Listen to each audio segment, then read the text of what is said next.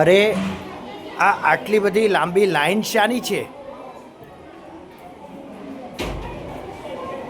હા હા, આજે તો આ પ્રાથમિક શાળા દહાડમાં કંઈક નવી પ્રવૃત્તિ થવા જઈ રહી હોય એવું લાગે છે.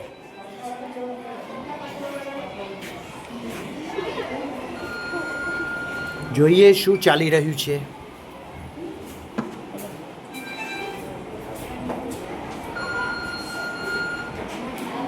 ઓહો, હવે સમજાયું.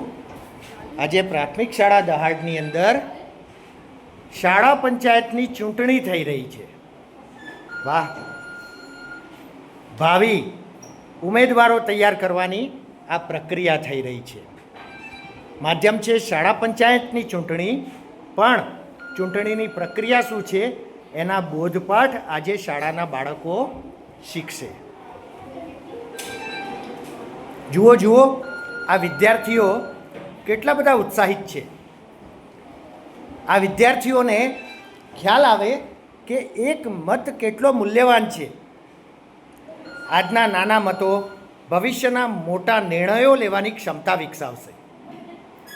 શાળા પંચાયત એ એકમાત્ર ચૂંટણી નથી, પણ આપણા બાળકોને સશક્ત બનાવવાની અને એમને આવતીકાલના સક્ષમ નાગરિક અને નેતા બનાવવાની દિશામાં આ એક મહત્ત્વપૂર્ણ પગલું છે. આશા છે કે આ ચૂંટણી આપણી શાળાના ઇતિહાસમાં એક સુવર્ણ પ્રકરણ બનશે.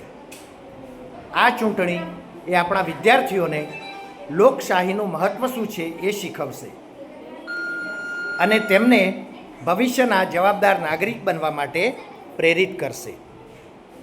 આમ તો જનરલ ચૂંટણીમાં ઈવીએમ વપરાતું હોય છે, પરંતુ અહીંયા એક એપ્લિકેશન છે. એ એપ્લિકેશનની માધ્યમથી અહીંયા ઇલેક્શન થઈ રહ્યું છે.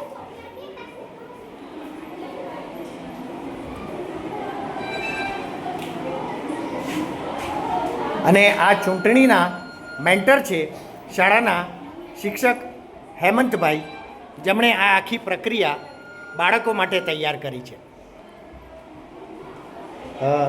આ બાજુ આવો સર, તમે કંઈક 2-4 લીટીમાં અભિપ્રાય આપો આ બાબતમાં. આજે અમારી શાળામાં શાળા પંચાયત ચૂંટણી 2025નું આયોજન થયું છે. શાળાના વિદ્યાર્થીઓ ચૂંટણીની પ્રક્રિયા સમજે એ હેતુથી આજે અમે આ સમગ્ર ચૂંટણીની પ્રક્રિયા નિષ્પક્ષ રીતે કરી રહ્યા છીએ.